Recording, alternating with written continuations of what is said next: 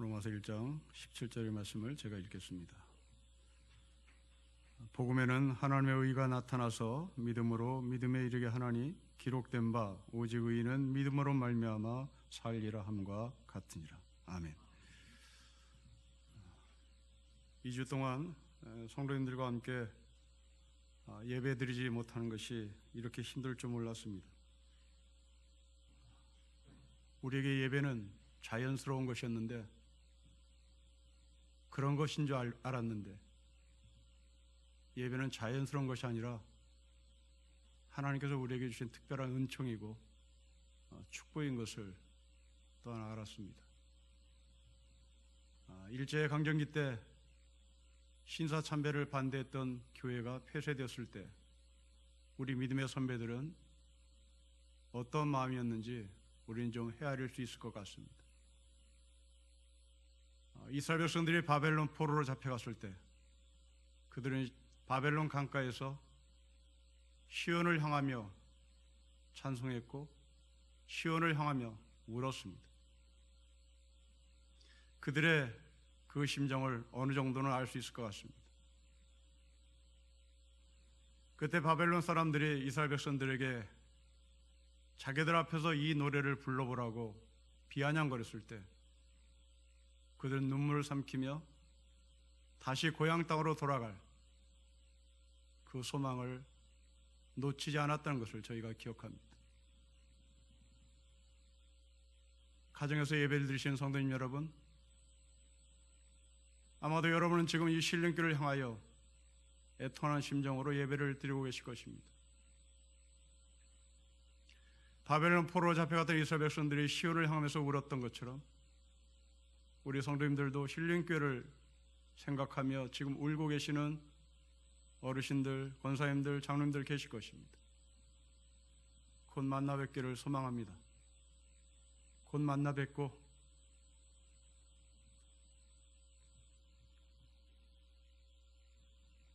같이 예배를 드리는 그날을 하나님께서 약속하신 줄 믿습니다.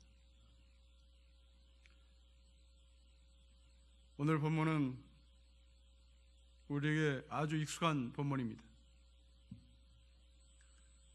성경 공부에 참여하는 분들에게 요구되는 필수 암송 구절이기도 합니다.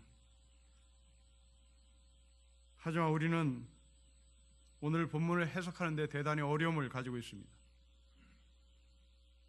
왜 어렵냐고 물으면 그냥 어렵죠. 아마도 여러분들이 오늘 이 본문의 말씀을 읽으면서 어려운 이유는 찬찬히 본문을 읽어보지 않아서 그럴 것입니다. 그렇게 하면 어렵게 보이는 이 본문을 저와 함께 천천히 풀어보도록 하겠습니다. 지난주에 우리는 복음을 부끄러워하지 않았다 고백했던 바울의 고백을 나눴습니다.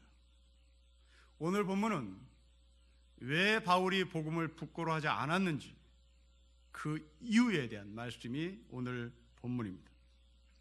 물론 이것은 제 개인적인 해석이 아닙니다. 본문이 그렇게 말하고 있기 때문에 그렇습니다. 안타깝게도 우리 한글 성경은 이 17절에 왜냐함이라는 단어를 빼먹은 우를 범하고 있습니다. 성경 원문에는 가르라고 하는 헬라어 왜냐하면이라는 단어가 분명히 들어가 있습니다. 그렇다면 16절과 17절을 이렇게 읽어보면 이해가 좀 될 것 같습니다. 내가 복음을 부끄러워하지 아니하노니 이 복음은 모든 믿는 자에게 구원을 주시는 하나님의 능력이 됨이라. 먼저는 유대인에게요 그리고 헬라인에게로다. 왜냐하면 복음에는 하나님의 의가 나타나서 믿음으로 믿음에 이르게 하나니 기록된 바 오직 의인은 믿음으로 말미암아 살리라 함과 같기 때문이다 라는 말입니다. 자, 이 17절에서 바울이 복음을 자랑스럽게 여기는 이유 세 가지입니다. 첫째로 하나님의 의가 나타났기 때문이다. 둘째로 그 하나님의 의는 믿음을 믿음으로 끌고 가신다라는 것입니다. 세 번째로 그 믿음으로 시작해서 믿음으로 끝났던 한 사람을 소개합니다. 바로 그 사람은 오직 의인은 믿음으로 말미암아 살리라 고백했던 구약시대 선지자 하박국을 예를 듭니다. 저는 이 세 가지를 조목조목 짚어가며 오늘 본문에서 하나님이 우리에게 주시는 메시지를 같이 나누겠습니다. 첫째로 복음은 하나님의 의가 나타났다는 말입니다. 여기서 이 나타났다는 말에 여러분들은 신중히 보셔야 됩니다. 이 나타났다는 말은 드러났다는 말입니다. 드러났다는 말은 계시라는 말입니다. 복음은 계시요, 그 복음은 계시된 하나님의 의라는 말입니다. 여러분, 그렇습니다. 복음은 인간이 만든 사유체제가 아닙니다. 복음은 인간이 만든 사상이 아닙니다. 복음은 인간이 만든 학문이 아닙니다. 복음은 우리가 노력해서 발견한 것도 찾은 것도 아닙니다. 산에 가서 수양을 한다고 해서 만나는 것도 아닙니다. 갑자기 나타난 것도 아닙니다. 이전부터 있었던 것입니다. 이전부터 있었던 그 복음이 드러났을 뿐인 겁니다. 언제부터 있었을까요? 요한복음에서는 태초부터 그 말씀이 존재했고 그 말씀이 육신으로 드러났다라고 기록합니다. 갑자기 예수가 성인이 된 것이 아니라, 갑자기 예수가 메시아가 된 것이 아니라, 갑자기 예수가 그리스도가 된 것이 아니라, 예수님은 태초에 말씀으로 존재했고 그 말씀으로 존재하신 복음이 육신으로 드러난 것입니다. 바울은 1장 2절에서 이 선지자를 통하여 계속 말씀되어 왔다, 계속 선지자를 통하여 미리 약속하신 것을 우리에게 전달했다라고 얘기합니다. 이제 그 복음은 때가 되어서 드러났을 뿐입니다. 여러분, 바울을 보십시오. 바울이 경험한 하나님의 계시는 다메섹 도상이었습니다. 연구실이 아니었습니다. 그렇다고 바울이 열심히 예배를 드릴 때에 만난 것도 아니었습니다. 하나님이 바울에게 나타나신 때는 사람을 죽이는 데 앞장섰던, 혈기가 왕성했던 그 바울의 심성, 바로 그때 주님이 나타나셨습니다. 아마도 여러분들에게도 이런 경험이 있을 것입니다. 예배를 하는 자리가 아니라 내가 삶을 살아가는 그 자리에서 하나님이 느닷없이 나타날 수도 있을 것입니다.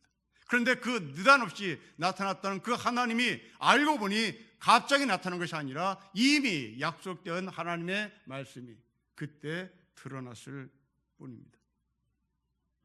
저는 지금까지 신앙생활하면서 딱 한 번 하나님의 음성을 들은 적이 있습니다. 그런 것처럼 우리 중에는 바울처럼, 또한 제 경험처럼 직접 하나님의 음성을 들은 적도 있을 것입니다. 하지만 이런 경험을 자랑하거나 이런 경험을 절대화시키면 안 됩니다. 바울은 이 다메섹 도상에서 계시된 예수 그리스도를 만난 그 이후에 그것을 즉각적으로, 무조건적으로 믿지 않습니다. 바울은 아라비아 광야로 들어가 3년 동안 자기가 만난 이 예수님이 누군지를 묵상합니다. 그 묵상의 자료는 당연히 성경이었습니다. 구약이었습니다. 그 구약 성경을 들고 자기가 만난 그 예수가 도대체 누구인지를 연구하고 또 묵상하고 하나님 앞에 무릎 꿇고 기도하며 내린 결론입니다. 이 복음은 1장 2절에서 말씀하신 것처럼 선지자를 통하여 약속하신 것이고, 또한 요한복음이 기록했던 말씀처럼 태초에 존재하셨고, 그 태초에 존재하신 복음이 육신으로 이 땅에 보였을 뿐이라는 것을 바울은 고백하는 것입니다. 복음은 하루아침에 나온 것이 아니라 복음은 구약시대 때부터, 아니 요한복음의 근거에 하면 태초전부터 올라가 그 복음은 존재한 것입니다. 자, 이 복음이 계시됐고 그 계시는 무엇으로 나타났나? 여러분 17절 말씀을 다시 보십시오. 복음에는 하나님의 의로 계시가 되었습니다. 자, 우리는 여기서 이 하나님의 의라는 표현이 대단히 해석의 어려움을 느낄 수밖에 없습니다. 도대체 하나님의 의가 무엇이냐라고 하는 질문에 우리는 쉽게 접근하기를 이것은 하나님의 성품으로 접근합니다. 하나님의 의와 사람의 의, 서로 성품을 대비하며 이 하나님의 의가 얼마나 멋진지를 자랑합니다. 하지만 그것은 아닙니다. 여기서 이 하나님의 의는 하나님의 성품이 아닙니다. 그 유명한 루터도 이 말씀을 하나님의 성품으로 접근해서 이해를 하려고 무진장 애를 썼습니다. 루터의 고통, 그대로 제가 인용해서 여러분에게 읽어드리겠습니다. 나는 열심히 근심하면서 1장 17절에 나오는 바울의 말, 하나님의 의를 이해하려고 무진장 애를 썼다. 바울은 복음에는 하나님의 의가 나타났다고 말한다. 나는 하나님의 의라는 표현 때문에 오랫동안 연구하였고 너무나 근심한 나머지 녹초가 되어 갈피를 잡을 수가 없었다. 그래서 나는 온몸으로 바울을 미워했다. 나는 하나님께서 이 복음을 나에게 알려주지 않았더라면 좋았을 것이라고 생각했다. 왜냐하면 하나님의 의가 온전하게 드러남으로 말미암아 나에게 있어서는 더 절망적이고 소망이 없게 만들었기 때문이다. 나는 나 스스로 이 말을 이해하고 어떻게 할 줄을 몰랐다. 하나님의 의라는 말이 내 스스로 나를 구원하는 길을 막아버리고 말았다. 하나님의 의라는 단어를 하나님의 성품으로 접근하니 바울은 절망이요 또 절망이요 또 절망이고 드디어 바울을 미워하기까지 루터는 했다고 고백합니다. 이런 고백을 했던 바울이 마침내 이 하나님의 의를 하나님의 성품으로 본 것이 아니라 칭의로 보고 종교개혁을 단행합니다. 이 하나님의 의는 하나님의 성품이 아니라 하나님께서 의롭다고 여기시는 칭의, 영어 표현하면 justification입니다. 의롭다고 부르는, 의롭다고 칭하는, 의롭다고 말씀하시는 그 하나님의 의라는 말입니다. 여러분, 우리는 루터처럼 하나님의 성품으로 이 하나님의 의를 접근하면 결국 우리는 하나님의 의를 이루어야 되는 것이죠. 이 하나님의 의를 이룬다는 것은 결국 사람들이 율법을 지켜야 되는 것으로 다시 돌아가는 것입니다. 하나님의 의를 이룩하거나 또한 율법을 지킨다는 말은 똑같이 같은 맥락에서 이루어지는 구원관이기 때문에 그렇습니다. 그러나 여기서 이 하나님의 의는 다시 말씀드리지만 하나님의 성품이 아닙니다. 하나님께서 죄인을 의롭다고 칭의하시는, 의롭다고 부르시는 하나님의 선포를 말합니다. 예를 들면 이런 말입니다. 제 직업이 판사라고 가정을 하겠습니다. 저는 제 나름대로 개인의 의가 있습니다. 집에서 도덕적인 의가 있고 내 개인의 삶을 살아가는데 어떤 원칙이 있고, 그리고 가정에서 교훈이 있고 가정에서 자녀들을 키우는 내 자신의 의와 원칙과 기준이 있습니다. 이런 내가 내일 법정에서 판사의 일을 보는데 내가 갖고 있는 도덕, 내가 갖고 있는 의, 내가 갖고 있는 기준 아무 필요가 없습니다. 법정에서 내리는 기준은 제가 아니라 법전이어야 합니다. 제가 어젯밤에 집사람하고 싸웠다고 해서 그 감정으로 판결을 내리면 안 됩니다. 판사는 자신의 의, 자신의 개인의 도덕, 자신의 개인의 기준에 근거해서 판결을 내리면 안 되고 법전에 근거해서 판결을 내려야 합니다. 그래야 의로운 판사가 되는 겁니다. 제 아무리 자기가 집에서 의롭다 할지라도 법전에 근거해서 의로움을 판결하지 않으면 그 사람은 의로운 판사가 안 되는 겁니다. 하나님의 의란 바로 이런 것입니다. 판사가 법전에 근거해서 의롭다라고 칭하는 이것이 곧 하나님의 의라는 말입니다. 만일 하나님이 유대인이라고 봐주고 헬라인이라고 차별한다면 이것은 하나님의 의가 될 수 없습니다. 하나님의 의라면 헬라인에게도 유대인에게도 똑같이 심판하고 똑같이 구원하고 똑같이 하나님의 말씀을 적용을 해야 하는 겁니다. 이러면서 이 하나님의 의라는 것은 곧 하나님의 주권이라고 말해도 좋겠습니다. 복음이란 하나님의 의요, 우리를 의롭다고 말씀하시는 칭의의 하나님을 말합니다. 자, 이 칭의 하나님이 10절 말씀의 두 번째로 믿음으로 믿음에 이르게 합니다. 믿음의 주도권을 처음부터 하나님이 들고 계신다고 바울은 고백합니다. 여러분, 이것이 복음입니다. 믿음의 주도권을 처음부터 하나님이 들고 계십니다. 이것이 하나님께서 우리에게 보여주신 계시의 복음입니다. 여러분, 그런데 우리는 어떻습니까? 우리 중에는 믿음의 주도권을 내가 들고 있는 것으로 생각하는 사람이 많이 있습니다.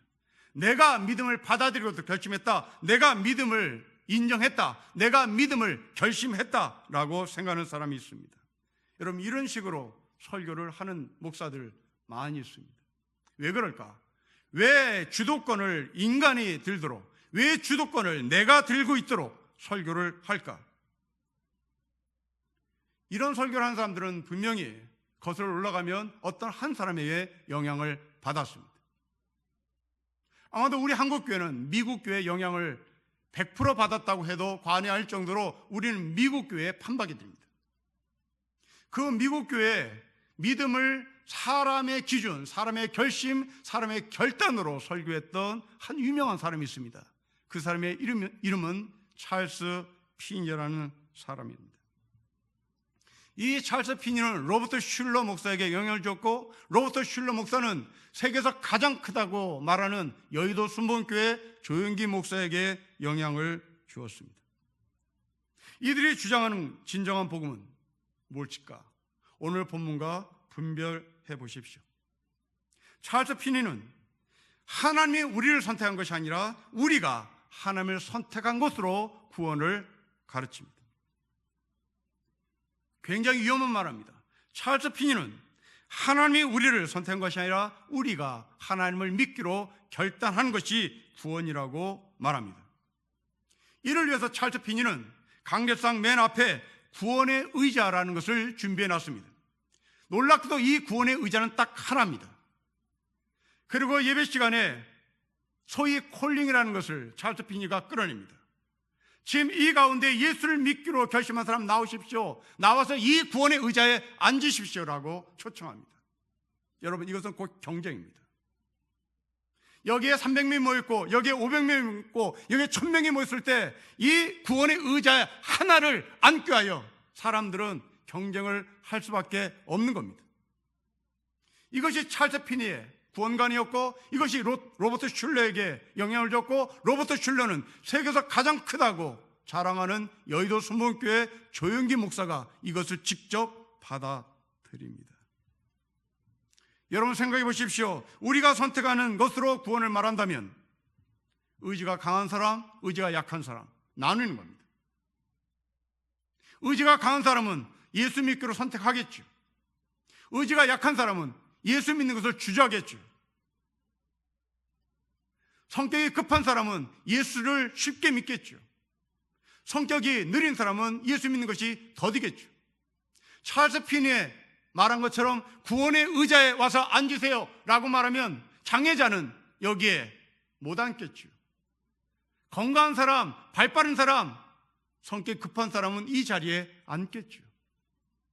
여러분, 이것이 하나님의 선택으로 말미암아 구원 얻는 것이 아니라 내가 결심하고 내가 결단한 것으로 생각하는 것이 잘못된 구원관이란 말입니다. 여러분, 이런 면에서 우리 주변에 있는 이단과 사이비들을 보십시오. 동학에서 파생된 백백교라는 사이비 종교가 있습니다. 교주가 전용해라는 사람입니다. 사람의 심리를 교묘하게 이용해서 마음을 끌어들이고 사로잡는 재주가 탁월했던 사람입니다. 자신을 하나님의 아들이라고 소개했습니다. 그리고 많은 사람들을 혹세무민했습니다. 불로장생과 부귀의 영화를 믿기로 신도들에게 과도한 헌금을 요구했습니다. 그리고 사기 행각을 벌였습니다. 또한 간부들을 팔도로 내보내서 예쁜 딸들을 가진 부모들을 유혹해 이 백백교로 입교시켰습니다. 그리고 그들의 딸들을 이 전용회의 시녀로 바치게 했고, 전용회는 그 딸들을 성폭행했습니다. 젊은 여성들을 첩으로 거닐다가 실증이 나면 살해하는 것을 능사로 삼았습니다. 그리고 배교자나 그 교단에 불만을 품은 자들은 여지없이 죽였습니다.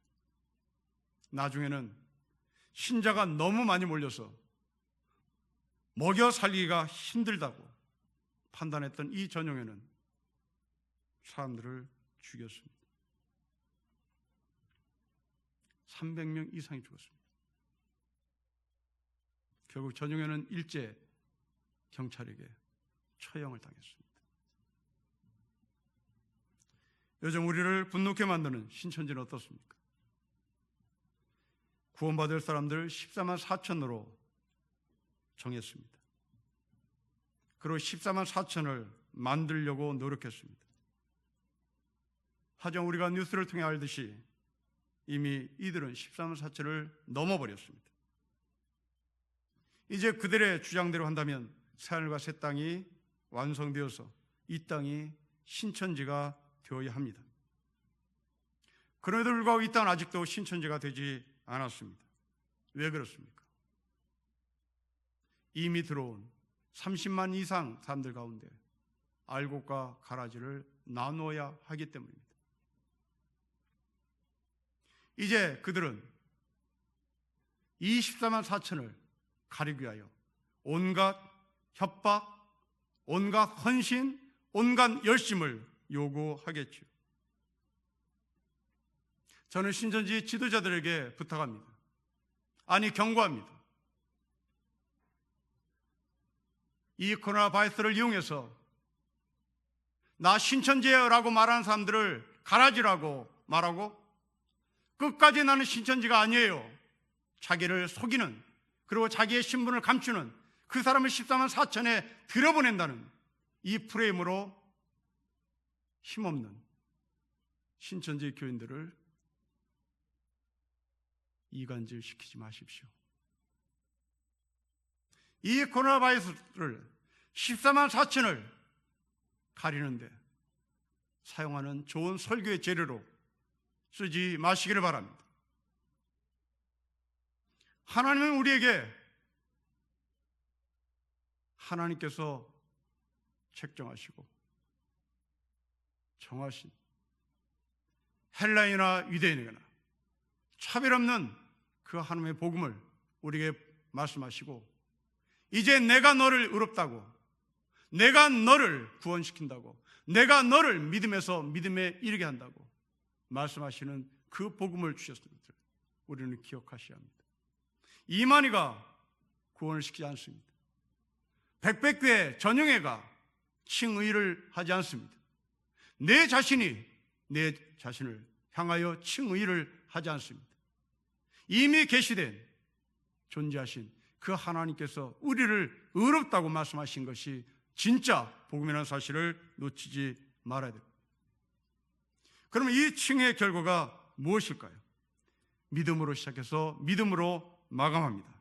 여러분 기억하십시오. 다시 말씀드립니다. 나의 결단으로 시작해서 나의 결단으로 마감하지 않습니다.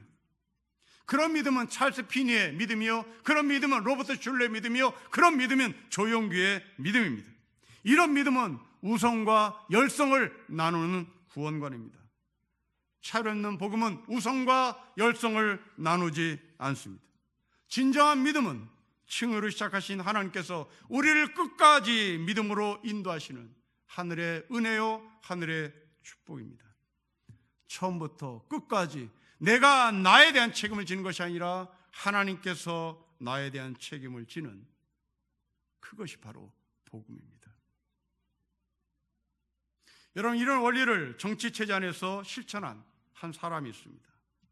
베버리지 보고서라는 이름으로 널리 알려진 영국의 베버리지라는 정치가입니다. 2차 세계대전이 한참일 때 영국은 독일에게 졌습니다. 당시 이 영국을 통치하고 있었던 사람은 보수당이었던 처칠이었습니다. 이 처칠이 보수당 통치임에도 불구하고 당시에 노동당의 한 일원이었던 정치가 베버리지를 차관으로 앉힙니다. 보수당의 총수였던 처칠이 노동당의 정치가 했던 베버리지를 부른 이유는 영국 국민들에게 소망을 좀 전해주세요. 독일에게 지금 져서 영국의 자존심이 상했는데 당신이 들고 있는 복지 정책을 통해서 영국 사람들 사기 좀 올려주세요. 여기에 이 노동당의 한 일원이었던 베버리지가 처칠 정부에 차관으로 들어갑니다. 그 사람이 내놓은 보고서가 베버리지 보고서입니다. 우리는 잘 모릅니다. 그러나 중고등학교 때 사회 시간에 이미 배웠습니다. 요람에서 무덤까지, 이게 이 베버리지 보고서에 나옵니다. 요람에서 무덤까지, 이것을 그대로 채택합니다. 영국이 세계에서 복지국가의 원조가 되죠. 믿음에서 믿음으로, 요람에서 무덤까지. 여러분, 이것은 분명히 복음의 세계관에서 나온 정책으로 저는 생각합니다. 물론 대체라고 하는 여성 지도자가 영국을 통치하면 이 모든 복지 프로그램이 다 무너지고 말았습니다. 하지만 아직도 남아있는 것이 딱 하나 있습니다. 의료 혜택입니다. NHS라는 정책입니다. 모든 영국 국민들은 병원이 무료입니다. 의료 변비가 없습니다. 그러니까 제로입니다. 어떤 병이든 제로입니다. 20년 전에 저는 이 혜택을 1년 동안 받았습니다. 유학생에게도 전액무료입니다. 요람에서 무덤까지, 믿음에서 믿음까지 하나님이 책임지는, 나라가 책임지는, 여러분, 하나님의 말씀이란 결국 뜬구름 잡는 이야기가 아니라 우리의 현실 가운데 충분히 실천할 수 있고, 정말 제대로 된 이 땅의 지도자들이 성경적인 세계관으로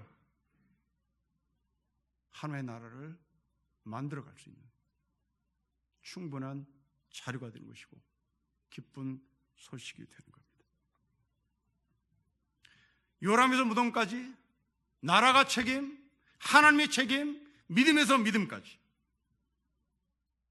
바울은 이 복음을 직접적으로 경험한 한 사람을 소개합니다. 17절 하반부에 기록된 바 오직 의인은 믿음으로 말미암아 살리라 함과 같다라고 고백했던 바로 하박국 선지자입니다. 하박국은 말했습니다. 나처럼 이렇게 하나님을 잘 믿는데 왜 나 같은 사람은 고생을 하나? 나처럼 이렇게 하나님 잘 믿는데 왜 우리 집에는 송아지가 없나? 왜 우리 집에는 포도나무가 열리지 않나? 라는 고백이었습니다. 이랬던 사람이 하박국 마지막 장에 가서 고백합니다. 우리 안에 송아지가 없어도, 무화과나무가 없어도, 감람나무에 솥이 없어도 나는 여호와로 인하여 즐거워하겠다고 고백합니다.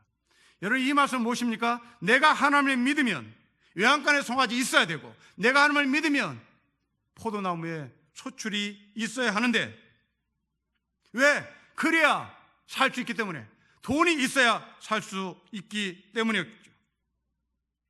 이것이 하박국이 하나님을 만나기 전에, 복음을 만나기 전에 삶이었습니다. 그런데 하나님을 만나고 나서, 복음을 만나고 나서 고백합니다. 나는 이제 나를 책임지시는 분이 돈이 아니라 하나님이라는 사실을 고백합니다. 여러분, 그렇습니다. 여러분의 삶은 무엇이 책임자는 생각하십니까? 여러분의 삶은 누가 책임자는 생각하십니까? 여러분, 우리의 생존을 책임지는 것은 돈입니다. 돈은 우리의 생존을 책임집니다. 그러나 우리의 생명은 돈이 책임지지 않습니다. 서바이벌과 라이프는 다릅니다. 서바이벌은 돈이 책임지죠. 그러나 라이프는, 생명은 복음이 책임지는 겁니다. 하나님이 책임지는 겁니다. 믿음에서 믿음으로 인도해 나가시는 칭의의 하나님께서 우리를 책임지시는 겁니다. 하박국은 이 복음을 만나기 전에 생존밖에 몰랐던 사람입니다. 여러분, 그렇습니다. 지금도 이 시대에 살고 있는 기독교인들 가운데, 성도들 가운데 생명과 생존을 구분하지 못하는 사람이 있습니다. 하나님이 나를 생존케 하는 것으로만 알고 있습니다. 아닙니다. 하나님은 우리를 생명을 주시는 분이지 생존을 주시는 분이 아닙니다. 생명입니다. 진리는 생존이 아닙니다. 진리는 생명입니다. 하박국은 복음을 만나기 전에 생존의 사람이었습니다. 복음을 만난 이후에 하박국은 생명의 사람으로 바뀌었습니다. 여러분, 열심히 직장에서 일하시는 것은 생존입니다. 소중합니다. 생존도 소중합니다. 그러나 그 여러분의 직장에서 열심히 일함이 천국을 보장하지 않습니다. 생명의 풍성함을 우리에게 주지 않습니다. 생존의 풍성함은 가져다 줍니다. 그러나 생명의 풍성함은 복음만이 우리에게 줄 수 있는 절대 진리입니다. 신일교회 성도 여러분, 여러분들이 생명이냐 생존이냐를 스스로 이 시간에 묻고 답해 보십시오. 복음은 믿음에서 믿음으로 이루게 하는 것입니다. 칭의의 하나님께서 하박국에게 이제 나는 감람나무에 소출이 없어도 나는 하나님으로 인하여 즐거워했다고 고백했던 그 고백을 우리도 할 수 있도록 바울을 통하여 이 복음을 말씀하십니다. 신일교회 모든 성도님들, 다시 한번 복음의 자리에 섭시다. 생명의 자리에 섭시다. 하나님께서 나를 책임지시는 칭의의 하나님의 자리에 섭시다. 여러분의 결단, 여러분의 결심이 부족해도 좋습니다. 하나님은 여러분이 결심이 약한 그 약한 결심도 받으셔서 결심이 강하신, 결단이 강하신 칭의의 하나님께서 우리를 믿음에서 믿음으로 이르게 하십니다. 하나님의 약속입니다. 이 하나님의 약속으로 우리가 다시 한번 믿음의 자리에 설 수 있는 축복의 삶이 되시기를 주의 이름으로 축복합니다. 기도하겠습니다. 하나님 아버지, 계시된 하나님의 말씀이 우리를 끝까지 인도해 나가시는 절대 진리인 것을 저희가 믿사오니 나의 의지가 약하고 나의 결심이 약하고 나의 신앙 수준이 약해도 기필코 하나님께서 믿음으로 시작해서 믿음으로 마감하게 하실 칭의의 하나님이 내 가운데 계시기에 소망을 갖습니다. 다시 한번 예배 가운데 참여하는 주의 모든 백성들을 축복하셔서 믿음에서 믿음으로 이르게 하시는 이 하나님의 복음 가운데 서게 하여 주십시오. 주 예수 그리스도의 이름으로 기도합니다. 아멘.